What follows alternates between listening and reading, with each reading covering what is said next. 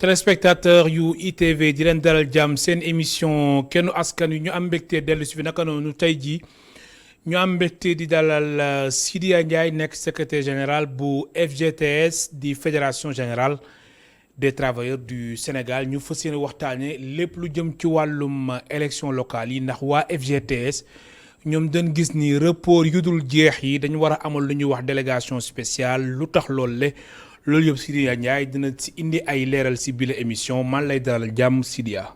maa ngi lay gërëm di la sant Cissé ci invitation bi.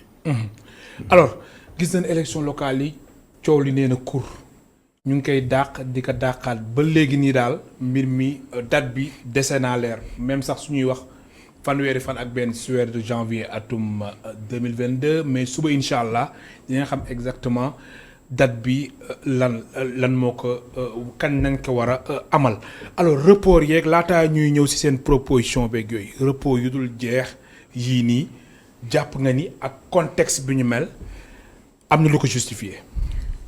waaw c'est-à-dire que man li ma mënul comprendre mooy. oui. nga def mandat ñu ne mandat bi 5 ans. nga def mandat juróomi at xëy na mën nañu invoquer ne Covid bi ñëwoon na fii et cetera mais 2019 la mandat yi jeex. oui. donc waroon nañu dem élection.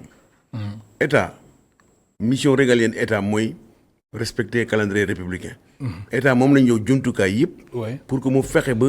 li nga xam ne moom la askan bi bëgg. jox ko mandat jox ko pouvoir moom mu doxal noonu. mais pas moom lu mu gis ne moom toog na ba pare lu koy neex lay def. te impression jàpp ni état bi dafay def lu ko neex. lu ko neex lay def parce que tey yow dañ lay def mandat dans 5 ans bu élection waree am da nga war a dans le cadre du budget nga préparer ay crédits pour loolu c'est clair. donc nga organiser moom mënu fi invoquer question financière wala leneen. léegi mooy gestion yaa ma neex. maanaam man ñëw naa gis naa ne contexte bi arrangé wu ma su ma defee élection parce que dañuy def ay sondage xam nga ne fii Sénégal dañu interdit sondage yi. mais ñoom ñu ngi def ay sondage xam nañ. wala nga jàpp ni ay sondage interne. yu dañuy def interne ñoo xam ne peut-être c'est pas favorable. mais tamit mën nañ wax ni par rapport ak audit du fichier électoral ak yu si am yëpp jëm ci wàllum processus électoral bi mën na tax mën na waral mën na justifier li nga xamante ni ba léegi nii mënuñu amal élection yi. waaye lan mooy audit du fichier électoral ñoom dañuy war leen ne. mais loolu bokkoon na si exigence yu opposition bi. dama ne bokkoon na si exigence yu opposition xam lu mu bëgg. opposition bi tamit xamul lu mu bëgg. waaw xamul lu mu bëgg. kon état bi am na si élection kon les responsabilités sont partagées. C'est clair. donc les responsabilités sont partagées. Il y a même une sorte de complicité entre ñoom ñaar. ah bon. waaw complicité entre état et opposition. si naka si kaw askan bi. parce que ñoom mënuñu ne parce que dañu war a déggu ci li nga xamante ne mooy report. oui maanaam baat bi si population yi ñoo ko moom du ñoom. peut-être dans le code ils sont arrangés pour dire que s'ils sont d'accord sur une forme ñu def ko. mais ay audit fichier loolu jar na wóor ay 1 an 2 ans pour auditer fichier. mais fichier lan mooy fichier base de données la bu xam ne dañu enregistrer individuellement des personnes avec des données numériques loolu pour contrôler dafa soxla ay 4 mois 6 mois 7 mois. mais quand même gis nañ fi ay experts yi nga xamante ni loolu nañu waroon def. waaye dama ne. loolu tamit dañu xamul li ñu bëgg. te joxuñu ko ñan ñoo xamul lu ñu bëgg ñaari parti non pas yeneen am na parti am na xam ne lu ñu bëgg. comme ñan. parce que pouvoir bi bëgg na peut-être contexte bi arrangé wu ko ñu pousser élection. les oppositions mais opposition aussi peut-être que parewul. parce que dans l'opposition. opposition bi parewul. non parewul je crois. parce que ci opposition bi dafa am ay soubresauts yu fi am ñu bëre bay nañu léegi seen position opposition ñu ngi ci pouvoir. donc données dafa changé dañuy battre carte bi. waaw ndax gis nañ fi ku si mel ni Idrissa Seck. ak Issa Sall nekkoon candidat si élection présidentielle yu. léegi bokkatuñu opposition. léegi ñu ngi si donc loolu dafa am lu mu jël ci côté boobu. donc ñoom aussi il faut que ñu réajuster wu. est-ce que du loolu moo tax. ci réajustement boobu lañ nañ xaar ñu pare parce que bu ñu paree woon ñu dem nii aussi ils peuvent nous laminer. donc c'est ça. kon coow lu yëpp ak pouvoir bi li muy wax nii da nga jàpp ni mbir mi dafa am ay tappale yu si laxasu. opposition bi tamit naka noonu ñuy wër si rajo yeeg télé yeeg yooyu yëpp parewuñu. ñii bëriwuñu bëri bu ñu paree woon bëri.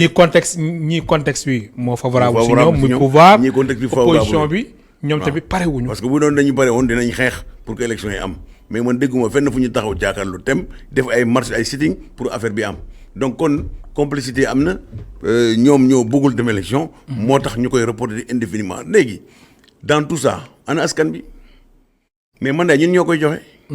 ñun ñooy fal. oui mais ñun kañ moo ñu laaj est-ce que jotul sax ñu def référendum parce que ñun gëmatuñu lu ñuy def nii.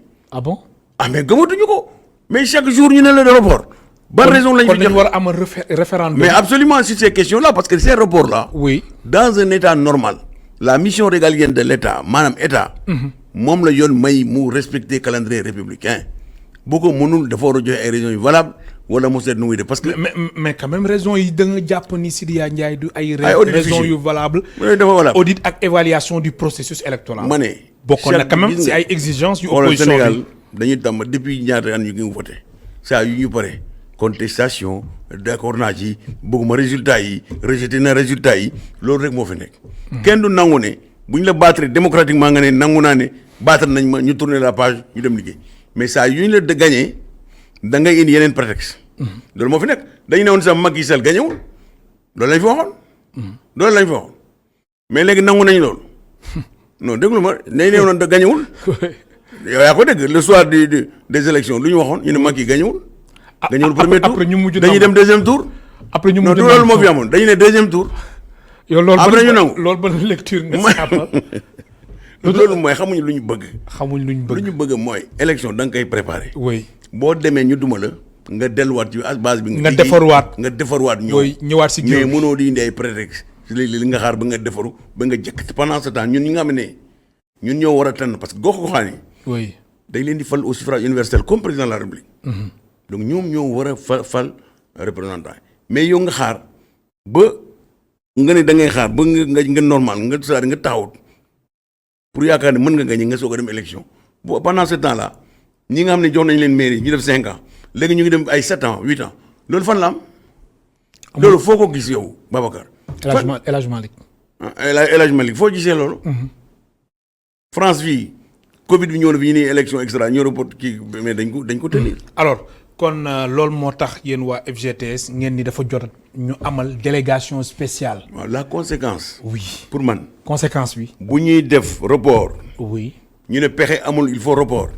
conséquence bi mooy mandat yi caduc dañ ko war a supprimer. mandat yëpp. ñu amal délégation spéciale fépp. mais lan moo fi indi woon amendement Moussa Sy. yaa ngi fàttale ko. oui Abdoulaye bi mu ñëwee mu ne localité yëpp la dissoudre ñu teg fi ay délégation spéciale parce que y a des fonctionnaires ñi nga xam ne mën nañu gérer mairie. ñun on est des travailleurs. mais seen proposition boobu est-ce que état bi dina leen si fekk si ndax jamono jii ñu ngi wax fanweeri fan ak benn si weeru janvier atum 2022.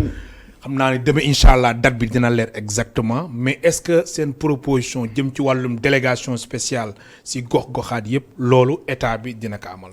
dama ne ñun loolu mooy pour ñun. daf mel ne xalaataguñ ko de. xam nga ñun xam nañ ne dafay déranger proposition boobu.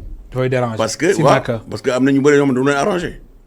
parce que tey boo toogee ci mairie yi nga continuer di gérer. yore sa xaalis yore fonds yi. te dégg ngeen fan yii benn adjoint au maire. ku représenté coordination bi nee na maire yi boolewuñu leen ci dara ñoom adjoint yi bokkuñu. benn nit mooy buur mooy buum mi. ci maanaam maire bi daal moom mooy def lu ko neex. gestion yaa ma neex. mooy yore fonds yi mooy def lu nekk. est-ce que xaalis bi duñ ko jël dugal ko ci campagne bi def lu leen neex. et pendant ce temps moom adjoint yi ñoom. adjoint bokkuñu yi fa nekk. adjoint maire mooy lan du dara ñu bëri sax dañuy toog seen kër dematuñu maire yi. non ñun ñoo nekk ci maire xam nañu nu mu demee adjoint maire. maire yi parfois am na ñoom.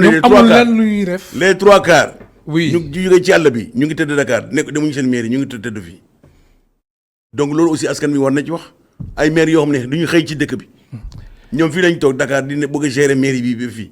loolu à distance. à distance loolu moo fi am les trois quarts bu su ngeen defee enquête dem leen ci maire yi yéen journaliste dem leen ci terrain bi. ngeen def région Sénégal yëpp xool yan maire ñoo dëkk seen gox yi. vous allez vous rendre compte que vraiment supercherie rek la. kon da nga bëgg wax ni am na maire yi nga xamante ni suñ leen falee maanaam seen gox suñ fa tegee seen tànk la galaa ñu fay tegaat seen tànk yàlla rek moo xam. ak bëri maire yooyu exemple yu bëri na te loolu dama bëgg yéen seen bopp ngeen def sondage. def enquête boo xam ne grande enquête ne dañ dem de telle région ñu xool yan maire ñooy ñu demander population yi comment ça se passe. mais da ngay dégg benn week-end rek la ñëw kërëb dugg na fii gisee secrétaire municipal gis ak ñeneen. mais tamit maire boobu bu fekkee ni dafa am liggéey bi nga xamante ni moom moo ko bàyyi fi Dakar wala mu nekk ministre wala yooyu kooku est-ce que tamit dina mën a dem saa su nekk si gox-goxaatam. waaw si dama ne goxam est-ce que loolu tamit mën na nekk. fekkee ni week-end la loolu fekkee ni cas boobu la cas yooyu la loolu mën nañ wax ni yenu na maanaa. anti guillemets waaw dafa am yoo xam ne am na excuse voilà. oui. waxuma ne tout il faut mettre tout le monde dans le même sac. mën na am ñoo xam ne dañuy am ay contrainte objective.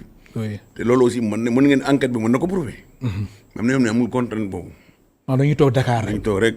toog Dakar neex fii na rek rek maa ngi yore sama mairie fële su ma soxlaa xaalis ma dem mairie ba lijjanti ñëw toog c'est tout. kase mais pendant ce temps état bi transféré ay compétences yu bëri. c'est vrai que état bi tamit dañ ko war a dénoncer si le fait que moom nangul jox mairie yi aussi les moyens. parce que boo transféré ay compétences da nga war a def ay moyens additionnels. ñu leen di permettre ñoom maire yi ñu am ressources pour jikki lu tax ñuy daw parfois aussi parce que dañ fay toog du ñu am xaalis. te demande sociale bi dafa fort. ah chaque jour nii assaillir la te amuloo benn moyen pour résoudre. loolu tam mën na nekk ci explication yi nga xamante ne moo leen di obligé ñuy bay seen gox yi di ñëw toog. mais dans tous les cas war nañ góorgóorlu ba ñi nga xamante ne. jox na leen mairie bi population bi di leen gën a sentir seen wet. alors Sidya Ndiaye ba fàttali suñu mbokk téléspectateurs yi Sidya Ndiaye nekk secrétaire général bu FGTS di fédération générale des travailleurs du Sénégal moo nekk tey suñ gan si émission kennu askan wi alors Sidya Ndiaye sur les 557 maires 530 yi mouvance élargie mouvance présidentielle yow nga ni contexte bi nekkul contexte bu favorable su ñoom kon da nga jàpp ne ñoom ak seen sakkanaay nii macha allah suñ demoon jamono ji si élection yi duñ mbir mi day metti si ñoom. waaw xam nga ne élection moom yombul. sur les 557 te ñoom 530. waaw ma ne. nañ si am mën nga dem ci élection mu yomb ça dépend li nga liggéey. li nga liggéey oui. parce que population yi dofuñu dañuy xam nu mu demee. xam nañu li ñu bëgg aussi. donc ñoom ñooy tànn. mais nañ leen delloo wax ji delloo leen baat bi ñoom ñu choisir parce que tey du question ne dama nekk mouvement présidentiel. yaay aussi que y a un effet qu'on a remarqué du fii rek du Sénégal rek mooy parfois élection présidentielle day entraîner une majorité muy locale yi muy législative yi parce que simplement il y a la dynamique de changement mais bu ñu demee ba sës à un moment donné ça s'effrite la cote de confiance day wàccaay boobu muy indi parfois ñoom ñu xam ni seen image dafa commencer écorner seen résultat bi c'est largement insuffisant c'est critiquable c'est critiqué par les populations. donc bu ñu demee léegi nii du baax. parce que li ñu bëggoon def en termes d'investissement wala leneen. mënuñu ko def defuñu ko ba bopp askan bi da ngay xool inondation yi. te même sax si boobu la jamono am na si ay maires yoo nga xamante ni mbirum suuf mbirum foncier ñoom ñu leen di joxoñ baaraamu tuuma. waaw c'est-à-dire que boo gisee président dem ba ne. dafay nangu yenn prérogatives yi. oui impliqué gouverneurs yi ak préfet yi. ci yenn question gestion foncière parce que dafa commencé indi ay problèmes am na ñoo xam ne dañuy vandaliser foncier bi parce que y a des gens ñoo xam ne. mu am lu ñuy wax spoliation oui foncière oui. parce que dañuy am seen xaalis dem di jënd ay kii bërëb ay encadré ko. ay hectares naan dama fay def nii damay def parce que ñoom am nañ xaalis askan bi nga xamante ne ñoom foofu la ñuy xëy di béy. loolu yëpp ñu nangu ko seen loxo teguñu ko fenn donc il faut que loolu état bi gis na ne y a des failles pour gàmbur les failles mu ne léegi nag il faut que les signatures là ñu contresigner pour que nit ñi mën a contrôler ni ñu doon gérer foncier. mais bu ñu ko defulee fii kenn dootu fi am même état boobu soxlaa suba. tabax école du am fu mu koy tabax. alors gis nañ dem mouvance présidentielle bi dem ñun doon daje ku si mel ni Moustapha Niasse dem gis nañ ni mu ni moom. lu mu gis mooy élection locale yi war nañ ko mën a dàq fileeg fukki weer maanaam fileeg fukki weer mooy mën nañ ko jàpp weeru février laataa ma lay bàyyi nga tontu si loolu dañuy dem régie ñu déglu Moustapha Niasse nekk secrétaire général bu AFP naka noonu mu jiite assemblée nationale bu Sénégal ñu dellusiwaat si plateau bi. dëgg yàlla suñ coalition bi 502 maires.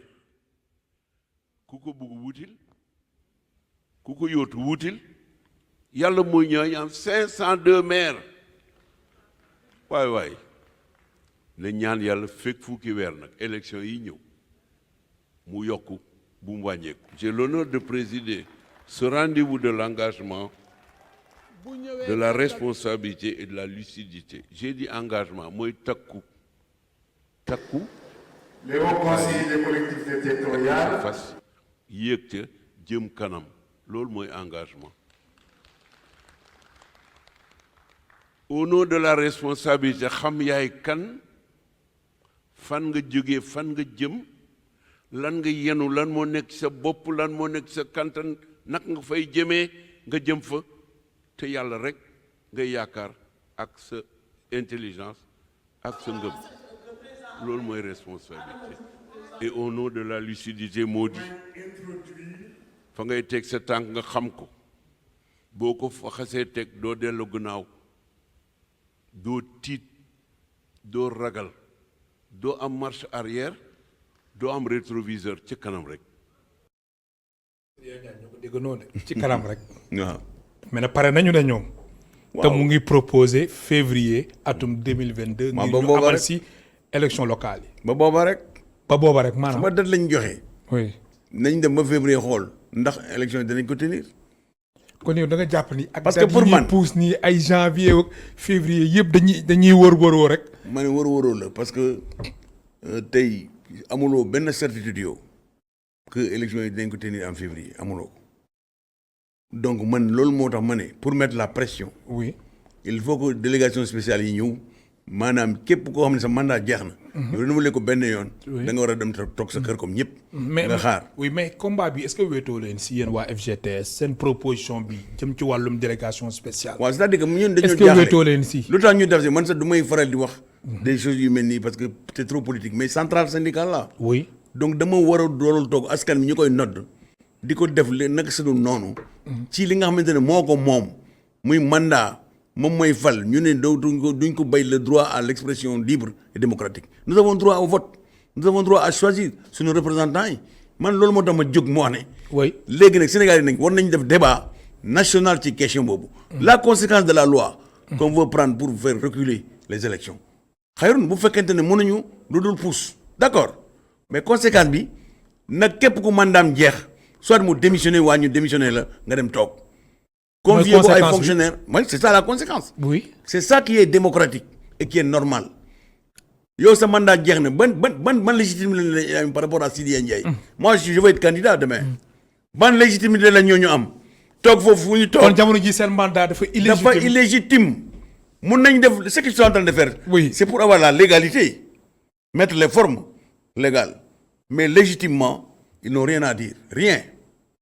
rien ne justifie. légitimement ils ne sont pas légitimes. c'est illégitime. c'est inacceptable. kon teguwul si yoon. tegul si yoon. tegul si yoon. sama baat ci kaw. loolu moo tax ma ne nit ñi nag Sénégal yi nag dañu war a xam lu ñu bëgg. parce que il faut une insurrection citoyenne par rapport à ces comportements. mais insurrection citoyenne. waaw mooy est-ce que foorul loolu. non Sidya Ndiaye lan nga bëgg a wax. non dama ne nit ñi waruñu di seetaan ah mairie caabi yi askan bi moo ko moom tànn nañu équipe. équipe bi doxal na juróomi at. ñu may ko mu jël mu toogaat. ñu bëgg a mayaat pour lan. te mu am ñeneen ñoo xam ne am nañu ay projet pour développer seen localité. am nañu ay projet pour def li nga xamante ne ñoom defuñu ko muy emploi des jeunes ñooñu am ci ay projet ñu ne dañu war a toog rek di xaar yow da ngay toog rek di déglu quoi ba ñoom ñu pare quoi mais yow Cissé mais loolu mooy la. kon warul. mais loolu mooy warul coup d'état noonu. ma ne loolu mooy coup d'état waaw. jëm ci peuple bi. peuple bi on empêche au peuple de s'exprimer. c'est illégitime c'est anormal. mbokk téléspectateurs yi mu ngeen participer si émission bi soo leen wootee si 88 628 74 74 88 628 74 74 ngeen woote si serveur vocal bi Sidya Ndiaye secrétaire général bu FGTS di fédération générale des travailleurs du Sénégal mooy tey suñ gan si émission Kenu Askan Wi. alors Moustapha Niasse ni février jamono ji te moom suñ ko soo ko dégloo bu baax pare nañu. waaw ñoom daal ci kanam nañ ñëm pare nañu. waaw lu sur ñuy les ñaan 557 ñoom les 530 jàpp nañu élection su amoon nam lu bëri li si ñoom lay jëm. man seetuma ndam parce que man faruma fenn. faroo kan mooy gagné. ma daal yow daal man loo soxal daal mooy la man dama élection soxal. am. mandat bi jeex na. oui Massama mooy gagné wala Mademba c'est pas mon problème. oui parce que man travailleur collectivité locale ñoom lay gérer. xam nañ lu ñuy dund lu ñuy vivre. xam naa ne ñun aussi am nañu suñu fonction publique locale depuis mars 2011 la ñu voté loi bi. oui ba tey laa la wax ni. décret yi parewul 10 ans. 10 ans depuis 10 ans nous attendons les décrets d'application. ba léegi. pendant ce temps ñoom jël nañu dañ def loi fan yi parce que loolu leen arrangé rek en procédure d'urgence dañuy def loi pour reprocher du mandat de député et les travailleurs dans tout ça. ñun kon day am njeexital tamit si liggéeykat yi. waaw liggéeykat yu nekk ci collectivités territoriales yi. ñun bokkuñu quoi. oui ñoom élus yi ñoo bokk ñoom. lu leen arrangé rek ñu def bokkoo leen. ma ne ñun bokkuñu. ministre bi moom mooy dëgg keneen moom mooy dëgg ñun ana suñuy décret ñoom seen loi seen décret bi nañ ko def fan yi. oui te yéen depuis 10 ans te depuis ñu ngi xaar. comme ça ñoom dëkk bi daal tant que ñoom seen intérêt yi c'est menacé ñu réglé loolu mais travailleurs santé déposé nañ tey préavis de grève ànd gësëm. oui gis na ne fan yii yéen ànd gësëm déposé na tey ce matin préavis de grève pour lan. décret boo ne depuis 2018 mu ngi ci gi mënul signé mënuñu ko signé mais loolu ban façon liggéey la maanaam Cissé. loolu mooy lan lu tax ba léegi signé wuñ ko. si mais kan moo koy signé président lan la président tey suñu décret di ko signé te buñ ko indee signé décret loi yi mu yóbbu ko assemblée mu signé ko buñ ko indee décret politique mu signé ko mais décret travail dina signé rien. lu tax moom laa koy laaj. mais lu tax moom moo ko signé. lu tax si sa gis-gis. mais parce que politiquement amul engagement pour jàppale liggéeykat yi loolu enseignement boobu lañ gis. li ñuy wax yëpp gëmuñu ko. mais est-ce que ak tamit njiitu réew mi fan yi suñ ko déggee discours am ak emploi des jeunes nit ñi amul liggéey ndaw ñeeg yooyu après nga ni moom jàppale liggéeykatu collectivité territoriales yi loolu nekkul mëbëtam. mais loolu est-ce que nekkul mëbëtam est-ce que amul contradiction quand même. ma ne amul contradiction dama ne. bu nekkoon mëbëtam. est-ce que balaa ngay wax sax ma ne balaa ngay wax emploi des jeunes affaire emploi yi fi nekk da nga koy consolider ba pare. parce que on a perdu beaucoup d'emplois avec la Covid. Comme dans le domaine de tourisme. waaw tourisme dans le domaine yi xam nga ni sax même ministre du travail waxoon na fi chiffre lu ëpp 20 000 et quelques. oui c'est très difficile. oui mais léegi yaa ngi ne emploi des jeunes mais yi nga xam ne ñoom ay borom kër lañu am ay responsable am ay charges. ñu ñàkk seen liggéey ci période bi léegi ñooñu nu ñuy def. ñooñu nu ñuy def bu ñu génnee xaalis bi jox ko patronat bi lay yem du ñëw ba ci liggéeykat yi ñi nga xam ne ñoom ils sont victimes de licenciements abusifs. Ils sont victimes de la crise économique. Oui. Donc, employés, naam war nañ xeex pour emploi des jeunes. Nous sommes tout à fait d'accord, mais les emplois perdus. Parce que la crise, elle perdure. Lu ñu prévoir ne crise bi nii lay kii. Donc, je crois que vraiment liggéeykat yi war nañu am seen part ci li ñuy def. te ñun liggéeykat collectivités locales yi xaar nañu ba sonn depuis 10 ans le 20 mars. Le 30 mars 2011, on a voté la loi avec Aliou Sow, ancien à l'époque ministre des collectivités locales. On n'est pas capable de terminer les projets de décret qui sont dans le pipeline. Et on va prendre, et pourtant chaque jour, on a des conseils des ministres, nous avons signé un décret. Nous avons beaucoup de Sénégal. Nous avons beaucoup de Sénégal. Nous avons beaucoup de Sénégal. loolu mooy dëgg. non loolu mais loolu la. ñun bokkuñu Sénégal na ngeen noppi dem leen toog c'est ce qui se passe justice amu fi. te fukki at ngi dara amu fi démocratie amu fi. ñu leen di seetaan fukki at ñu ngi leen di seetaan chaque jour suba la ëllëg la dara du fi génne dara tous pourquoi parce que toppatoo ñu loolu ñu ngi ci leneen seen poste rek mandat rek loolu lañ fi toppatoo ñu leneen loolu moo war a jeex nit ñi dañoo war a fippu par rapport à ça ñu changer les comportements parce que mënul nekk nga tànn ay nit choisir leen jox la ay responsabilité li nga soxla yow duñ ko toppatoo ñu ngi ci leneen ñoom mandat report mandat et cetera élection.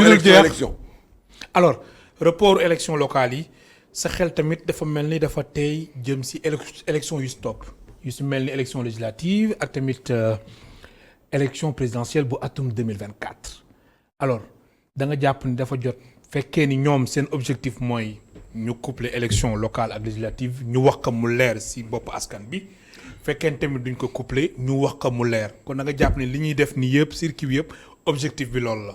waaw c'est-à-dire que man mënu ma wax ni li ni mel. loolu la ñu bëgg mais dama ne su fekkente ne. oui. ñoom loolu la ñu jàpp parce que dañuy invoquer ay moyens financiers. oui maanaam élection aussi dafa cher. c'est vrai cher mais nag nga quand même que ni Covid bi crise sanitaire bi bokk na ci raison yu tax. ñu mën a reporter élection locale yi beneen wote wu ñu démb rek. oui ak Tchad Équateur. beneen ak Tchad ak Tchad. démb léegi ana crise Covid bi. waaw mais quand même Sénégal dañu wax. waaye dama ne Sénégal fii ñun ñoo gën a résister par rapport à la Covid on s'est battu grâce au travail de la santé. oui. les travailleurs de la santé. qui meurent au front. et dont on ne parle pas. boo xam ne dañu leen négligé. nga xam ne régime Macky Sall deful dara pour le corps paramédical rien du tout. déet bi mu toogee ba tey sama baat ci kaw. il a tout fait pour le corps médical on applaudit parce qu'il a fait beaucoup pour les médecins. Oui. Mais pour le corps médical, zéro réalisation. Zéro. Il n'a rien fait, Macky Sall n'a rien fait pour le corps paramédical, les infirmiers, les sages-femmes, les soins.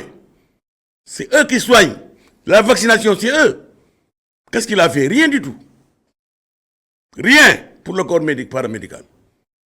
Donc, moi, aujourd'hui, nous sommes obligés de combattre l'injustice, de combattre le fait qu'aujourd'hui, par le mot on veut casser le système en un bloc. Bloc médical, bloc paramédical. Médecins, ñu ne paramédical ils n'ont droit à rien du tout. Oui alors damay ñëwaat si sama laaj bi jëm si élection locale ak législative bi si sa gis-gis ñoom seen objectif mooy ñu couplé ko wala da nga ko njort. dama ko njort rek parce que mënu ma wax ne. loolu mooy seen objectif mënu ma ko affirmer. loolu mais su amee du la bett. su amee du ma bett mais bu fekkente ne loolu moo leen arrangé. ñu wax ko mu leer te moo war a ñu wax ko mu leer. gis nga tourner autour du pot amul benn njëriñ parce que tu seras rattrapé par le temps bi nag dafa gaaw. xam nga dañu ne 10 mois bariwul de. dana ñëwaat ñu ne woy tel problème. mais quand même couplé élection est-ce que gënul noppale. waaw moo gën a noppale comme local ak législative yi mën nañ ko couplé par exemple.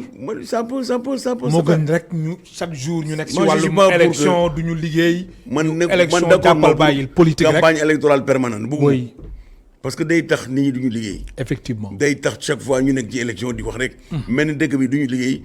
y a un temps pour les élections mais bu ñu falee ñi nga xam ne fal nañ leen nee leen bay ñooñu ñu gouverner ñi nga xam ne dañu war a opposer ñu dem préparer wu laajaat beneen mandat pour mën a ñoo toog mais mënuñu dëkk ci ay élections donc loolu moo tax ma ne report yi tamit la conséquence mooy chaque fois débat politique bi day on ne parle que de ça au Sénégal. Sénégal amul benn objectif mais ne développement. xalaatuñu ko sax ñoom il ne parle élection rek. waaw alors conséquences yi aussi du dem ba 2024. waaw mais c'est ça comme dañuy nekk di reporter rek. de report en report. oui on risque de télescopage. te bu boobaa mooy gën a grave parce que doo xam kan mooy gën a extra mais ku nekk xam nga c'est des politiciens ils ont des stratégies. ils ont des mandats des agendas cachés. ñun yow mënoo ko xam. loo xam ne ñun maîtriser wuñ ko les commandés mortels duñ ko xam. oui agenda caché la parce que ñoom dañuy waxtaan seen biir di préparer di lëkkaloo donc affaire bi loolu la. kon pouvoir bi lu muy def ak opposition bi aussi lu muy def xam nañu ko. ñoo xam nañ ko ñoom. askan bi moo xamul. askan bi moom mais est-ce que tamit askan bi xamul ba pare di leen seetaan. waaw loolu moo tax di ngeen gis résultat yi nag parce que xam nga ne surprise am na fi plusieurs fois. yaa ngi ñëw alternance yi di ñëw. oui les alternances pacifiques dont le Sénégal la ak lan moo koy indi mooy population yi defuñu ñu ngi toog seen kër di seetaan di déglu di gis. te bu tànn ñooy dañuy tànn fii on vote très bien ici dans ce pays fii kenn du nax kenn. dañ naan cel rek. waaw dañ naan cel rek nga xaar. di ba nga ñëw ngay tourner rek boo ñëw ñu ne la til football la nga den toog fële waaw loolu moo fi nekk donc aujourd'hui oui vraiment war nañu delloo njukkal askan bi. ñu delloo njukkal askan bi waaye. delloo njukkal askan mooy ñu respecté ñoom seen choix. ñoom seen choix ñoom ñooy tànn maire yi. ñooy tànn président département ñooy tànn député ñooy tànn président de la République su ko defee coow du am. parce que démocratie du ànd ak violence. démocratie mooy nga ñëw indi sa programme sa idée nga échanger ñu xeex. animosité yi warul nekk à niveau animosité yi ba nga xamante ne ëllëg nañ ci di faat bakkan nit ñi di rey nit ñi extra.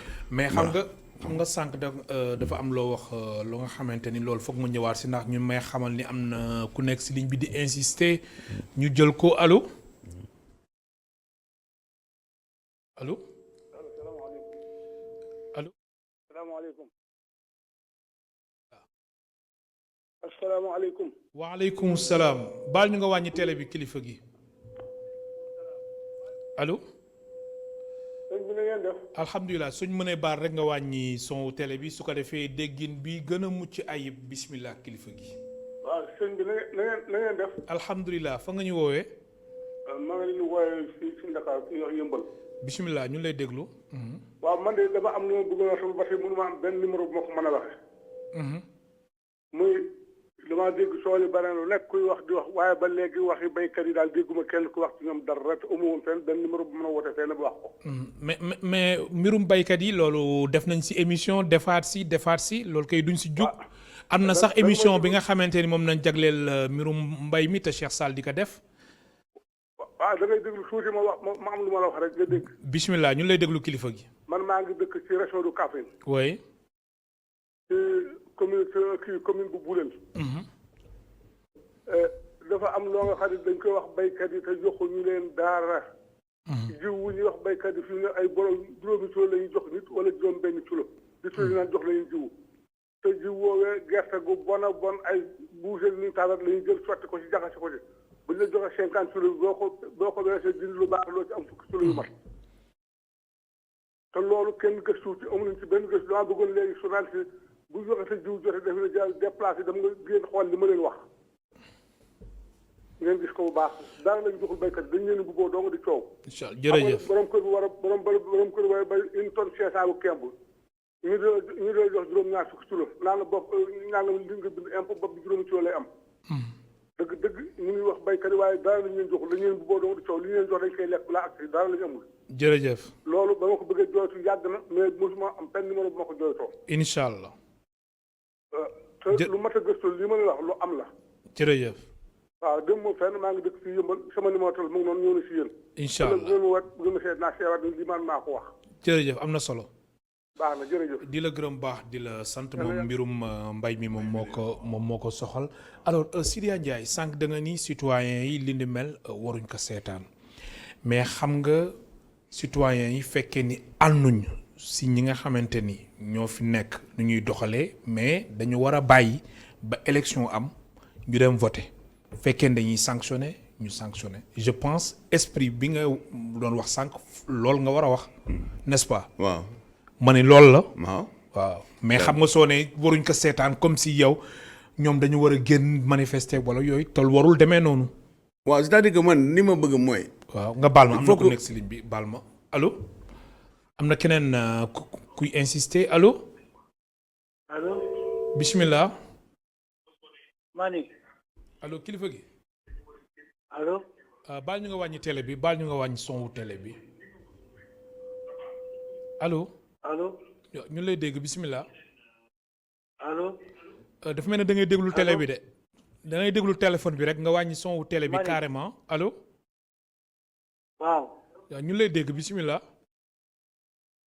ñu ngi jégalu bu baax ndax kooku déggin bi dafa mel ne dafa tàggatémbe demul dikkul ñu si jégalu bu baax a baax alors ma bàyyi la nga àggali jëm ci wàllum citoyen yi. voilà dama ne. xam nga de plus en plus dafa am lu ñu naan opinion publique. oui. te opinion publique baromètre la boo xam ne autorité dañ ci war a basé wu. di xool. mais bu fekkee ne nii dañuy cell loolu gars yi def baax na mais fu ñu jëm. cell. c'est-à-dire que les gens ne bougent pas ils encaissent. mais bougent soo nee les gens ne bougent pas. c'est-à-dire que les populations là. oui. sont souvent mis devant le fait accompli. maanaam dañ leen ne lii moo am lii moo am ni ñuy tourner la page ñu continuer. mais pendant ce temps dañuy yekk tegal leen nii. dañuy yekk rek tegal leen ñu lekk. Tu sais, George Orwell, un grand écrivain, a dit que parfois les peuples méritent les dirigeants qu'ils ont mis là. Parce que souvent ils sont complices. Les peuples, oui. Parfois c'est les peuples qui sont complices. Loolu mooy dirigeant bu ñu am rek ñoo parfois dañ ko mérite. Parce que souvent on nous a donné des habitudes, des pratiques en matière politique qui font que parfois ça n'incite pas les citoyens à être autonomes du point de vue analyse et de comportement. On est des dépendants. Avec la pauvreté ambiante là, les gens sont comme des sujets. Donc l'éducation citoyenne, c'est la mission de l'État et des formations politiques, de former les gens, de conscientiser les gens, de les rendre capables de choisir même. Mais on ne le fait pas. Les gens, c'est du bétail électoral. Bu gars yi jotee nga jël 5 millions dugal ko sa poche nga ñëw kërëb rek bu ñu fal la bu ñu la falee nga dem toog fale taxaw di leen seetaan. Donc loolu moo fi nekk. Donc tant que ñu ngi continuer noonu. Les choix sont viciés. Les gens n'ont pas la faculté de choisir librement. Donc loolu moo tax ñu ne tey problème bi am na débat baa ngi nii fii ñu yëpp ñu ngi wax report mais man dégguma fenn fu ñu ne report bi naam report mënul bañ mais la conséquence nañu ñibbi seen mandat yi jeex na nañ ñibbi ça c'est la loi qui le permet. C'est dans le code, c'est prévu. te loolu lañu waroon def. loolu lañu war a def délégation spéciale mu fin. Point barre. Les gens rentrent chez eux, ils vont garder leurs moutons. Ils vont préparer ñëwaat. Et c'est plus démocratique parce que dootoo jëlee di moyens yi nga fi muy nekk ci mairie bi wala ci conseil départemental di ko campagne. On n'a aucune garantie que ces moyens ne sont pas touchés pour aller en campagne.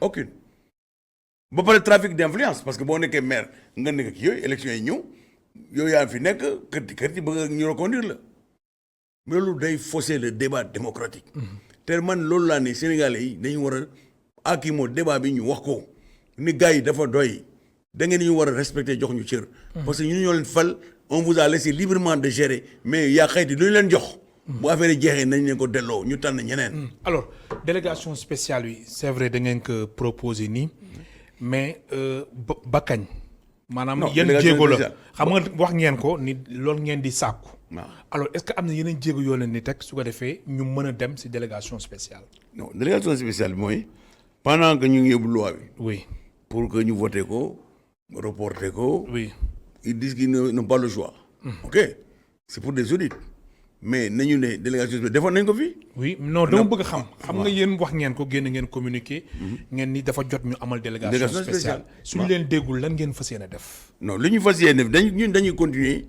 et nous allons aller plus loin nous allons interpeller le chef de l'État parce que c'est lui le garant de la Constitution ne ko pratique yi dañuy ne pratique yi dafa war a jeex vous êtes là pour tout le monde pour tous les citoyens dañu war a def en sorte que les intérêts des populations soient garantis pour qu'elles soient sauvegardées c'est pas les intérêts d'une classe politique ou d'un camp politique que la war a préserver dama war a préserver intérêt population parce que ñun travailleurs yi dañu yaakaar ni conseil départementaux yi ak mairie yi ce sont nos outils de travail ñun ñoo fay dund ñoo xam nu ñu fa nekkee dafa am mel ni ay maires yoo xamante ne actuellement ñu ngi fa toog mel ni moomeel la lu leen neex la ñuy def ci kaw nit ñi di licencier ay travailleurs sans droit boo demee tribunal nga gagné ñu bañ la rappel je peux donner des cas demal à Médina Yoro Foulah le président du conseil départemental il a licencié 6 personnes parce que bokkuñu dans son camp politique soi-disant wax nañu personne licencié leen depuis 1 an ñu ngi toog ay père ay mère de famille dañuy jooy fii di jooy rek yóbbu naa leen ci ministre bi pour ñu régler problème ba léegi mënuñu antu